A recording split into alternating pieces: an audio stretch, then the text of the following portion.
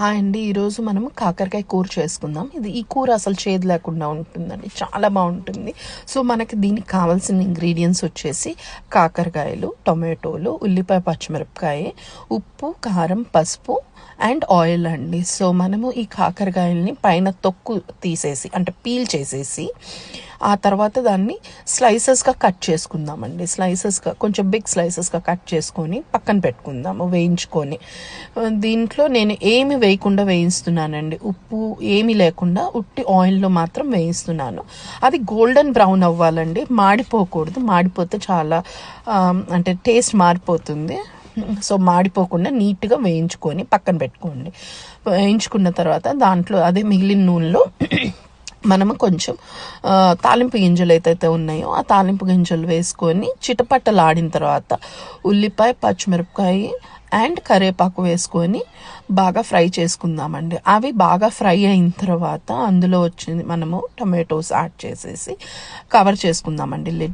లిడ్ని cover చేసి దాంట్లో మగ్గాలి, టమాటోస్ మగ్గాలి. అది మగ్గిన తర్వాత దాంట్లో మనం వచ్చేసి బాగా కలుపుకుంటూ, అంటే అవి చాలా మ్యాష్ అయిపోవాలి, దగ్గరగా వెళ్ళిపోవాలి, దగ్గరగా అవ్వాలి. సో అది మ్యాష్ అయ్యి దగ్గర పడిన తర్వాత దాంట్లో మనం ఏదైతే మనము ఫ్రై చేసుకొని పెట్టుకున్న కాకరకాయ ఉందో ఆ కాకరకాయ అప్పుడు యాడ్ చేసుకుందామండి. సో కాకరకాయ యాడ్ చేసేసి మనము మళ్ళీ దాన్ని కవర్ చేద్దాం, లిడ్ కవర్ చేద్దాము. అంటే కాకరకాయ, టొమాటో అన్నీ అంటే అది పట్టేలాగా, ఆ ఫ్లేవర్స్ పట్టేలాగా. సో మనం కవర్ చేసుకొని దాన్ని కొంతసేపు మగ్గిద్దాము.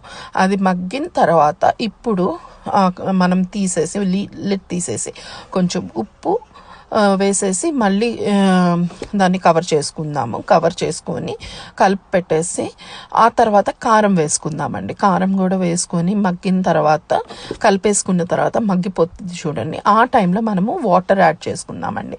నేను వాటర్ యాక్చువల్లీ యాడ్ చేయటం చూపించడం మర్చిపోయాను. సో మీరు ఒక చిన్న గ్లాస్ వాటర్ యాడ్ చేసుకోకండి, మళ్ళీ నీళ్ళగా చేయొద్దు. కొంచెం దగ్గరగా ఉండేలాగా మీకు నచ్చిన కన్సిస్టెన్సీలో చేసేలాగా చూసుకోండి. కొంచెం దగ్గరగా ఉండేలాగా చేసుకోండి, చాలా బాగుంటుంది.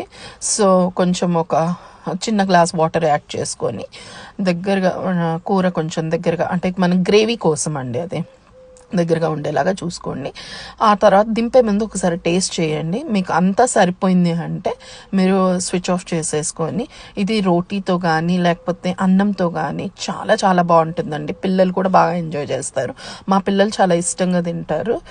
చక్కగా చేదు లేకుండా కాకరకాయ కూర ఒక్కసారి ఈ స్టైల్లో చేయండి, చాలా బాగుంటుంది.